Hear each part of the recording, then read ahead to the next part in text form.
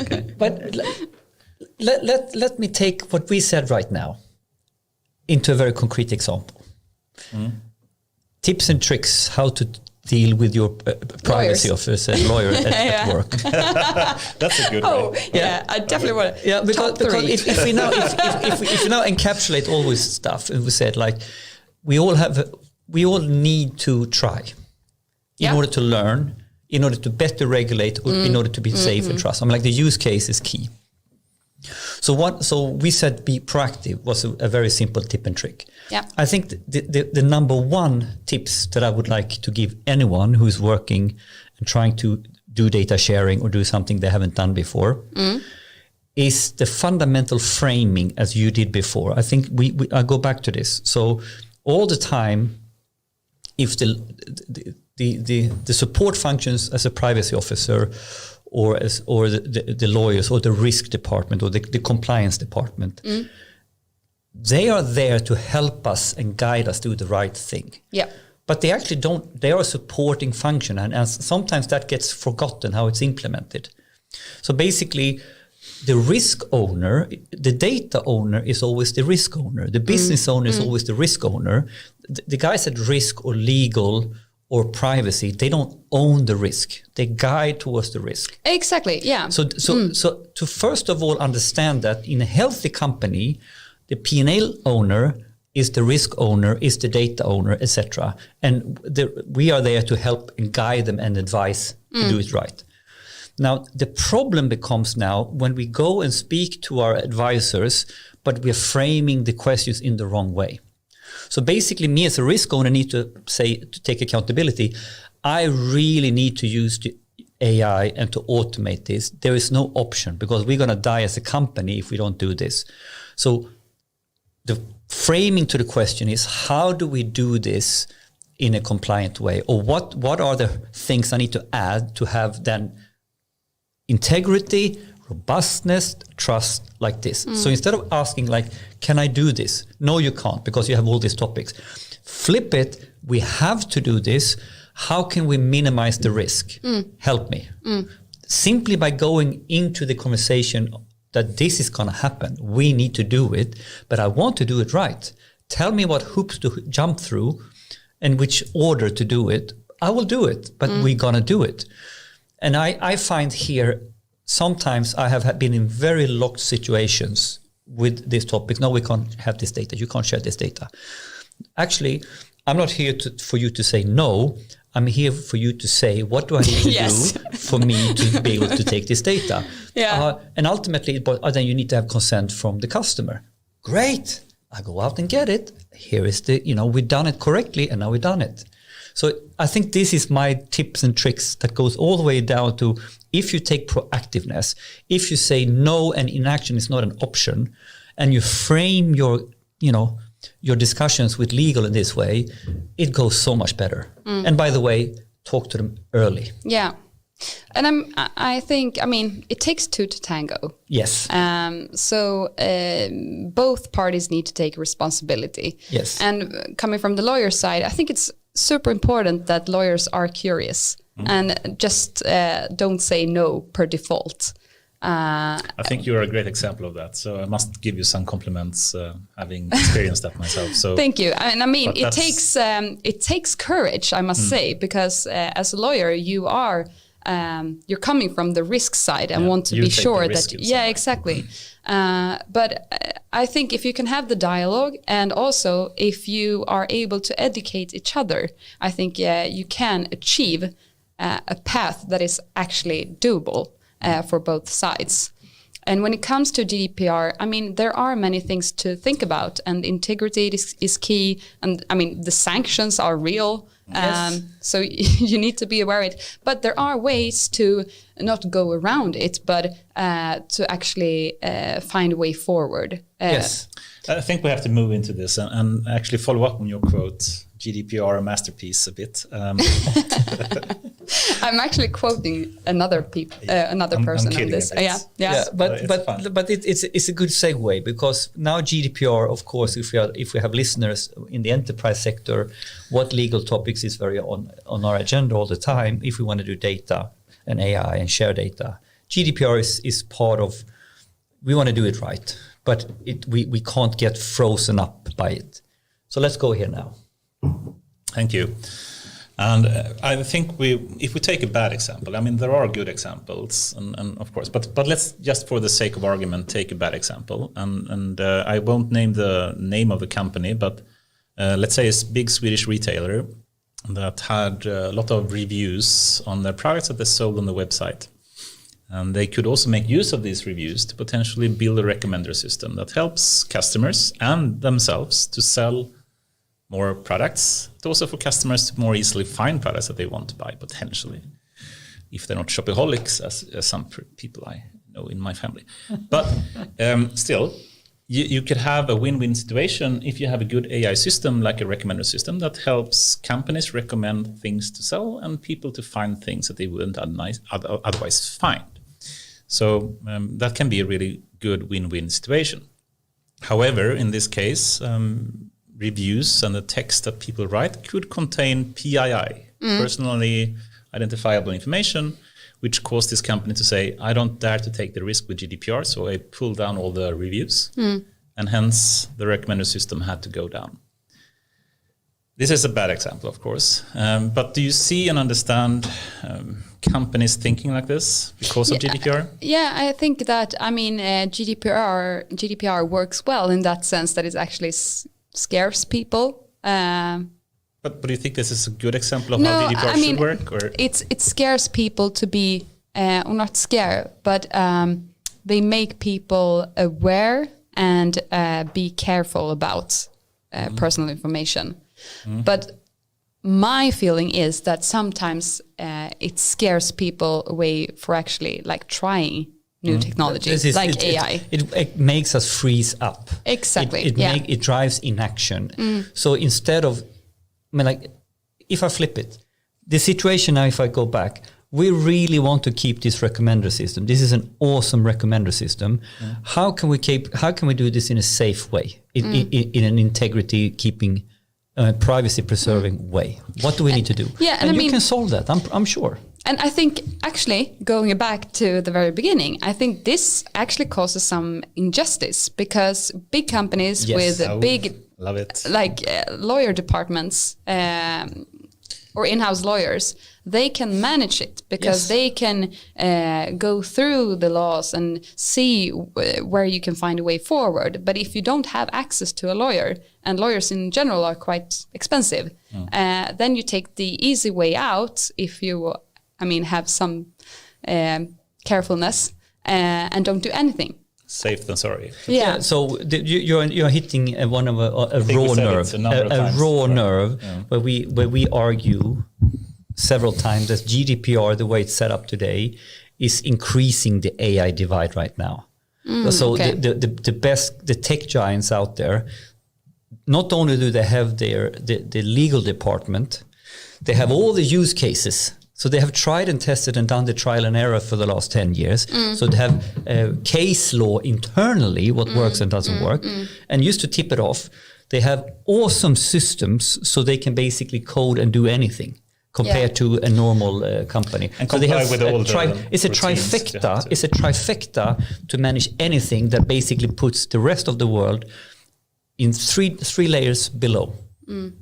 Big problems, all three, that we can't deal with. They have the use cases and case law, they have the lawyering department, and they have the fundamental tech stack to just squeeze a couple of knobs and fix it. And the power to challenge the law. And then ultimately they are so big so they can ultimately challenge the law. So how to deal with that, right? Because now we have GDPR, we have these topics. Intention is good, but ultimately where this is going is like where we really probably need to put some hampering on it.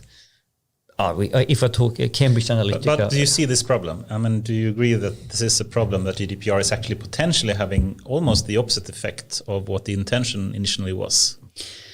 I think there might be some misunderstandings around GDPR, but if you don't have access to a lawyer, it's hard to see those. So the intention was good. I think we all agree with that. But the consequences is not. But I mean, Anders, we've talked about this at work because you don't really need to end up in GDPR in the very first place. You can find ways where you don't have to deal with personal information. Exactly. But that's not the point. The point is that companies are so afraid of it, so they'd rather be safe than sorry. Yeah. Right? And so then they do nothing. Exactly. And I do nothing. agree. They are frozen. And they are not acting. Yeah. And that is it's a bad spiral. It's a really bad spiral. Yeah, that's a problem. Yes. But I think GDPR, on the other hand, can be good when it comes to trust, building trust. Yes. I agree with that.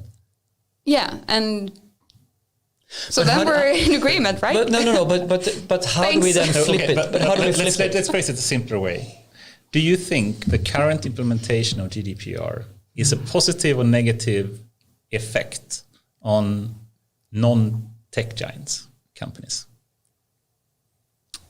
Non-tech giant companies. Yeah, so what's that? Not being Google, not being Facebook, not being Microsoft, not being Amazon, but like you're a Swedish retailer, and you want to use data and AI to just have a chance to compete when Amazon is now launching in Sweden, etc.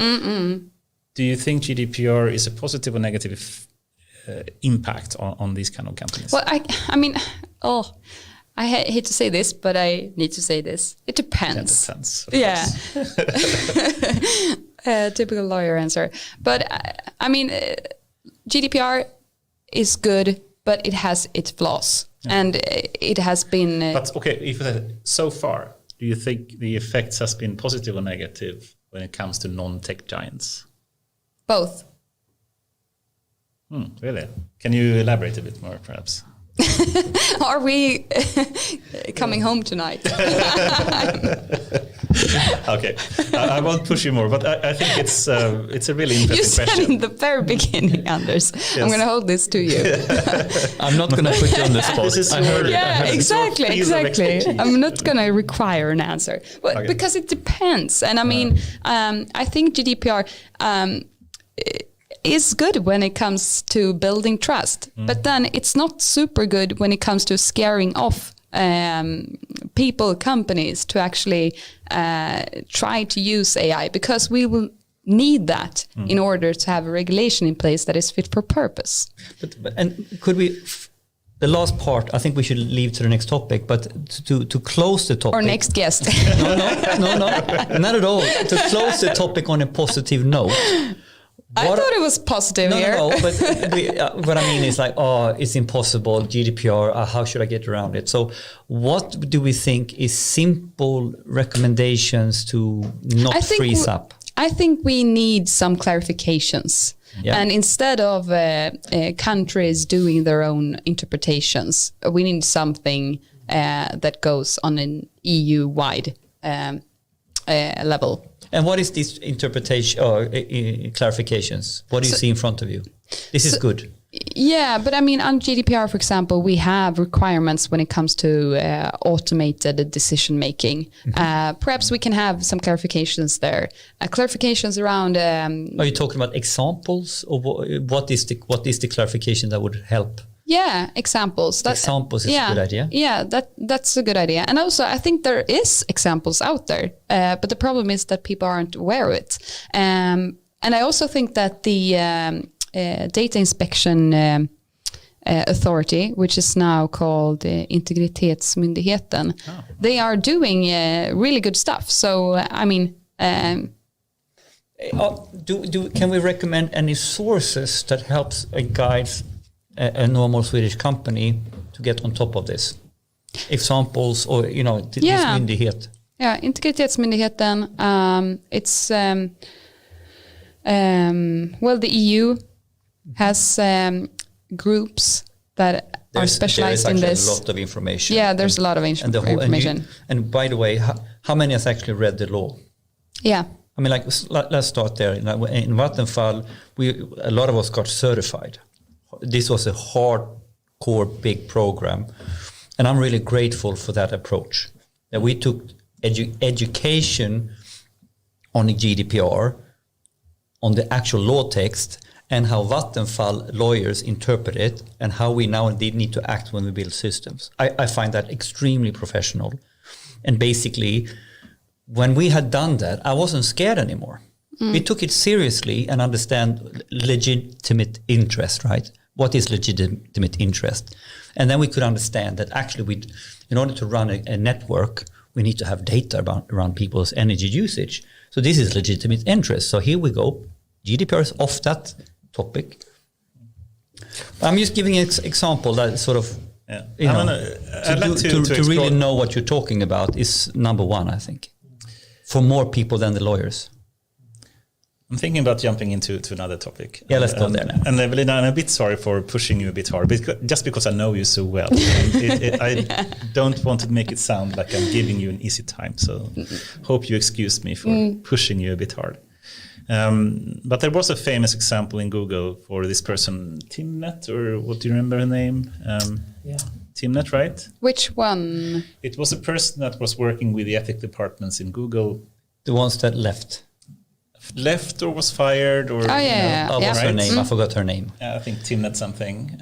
She was doing this work on a paper trying to identify the challenges with the big transformers. Yeah, stuff like this. And she spoke specifically about big NLP models, something we work a lot with in Timnit Gebru. Yeah, yes. Exactly. And she spoke a bit about, the environmental impact that these kind of learning of these huge models will have, and potentially also biases that may be inherent in these kind of huge, like many hundred or even billions of parameters or models have, that is hard to understand sometimes. And we of course don't know exactly what the circumstances was, and it's one side what you hear publicly, and another thing what really happened internally, probably. But how do you have any initial thoughts, Justin, about that event, that she got fired or left at Google because of potentially what she said about NLP models? Yeah, and I mean, I read the initial articles that came out, but I haven't followed the latest news. So my answer is no, I don't have enough information. Cool. And that's, of course, good. And I'm just... But I mean, on the face of it, it looks problematic. If we take like a hypothetical example, or perhaps Peltarion as an example, and let's say that we wanted to have a person that really safeguard the ethical... Have you checked it with Luca? Let's say that we wanted to have a person that really safeguards still, ethical concerns. Similar to... Like me, or what? No, similar to you, yes. Yeah. Or like Timnet. I was thinking actually Timnet. And someone that is... concerned with that perhaps the biases isn't really being examined properly. We actually do have projects like this. So I think we're actually doing a really good job in Peltarion in doing this. So perhaps it's a bad example. Let's take a company in general.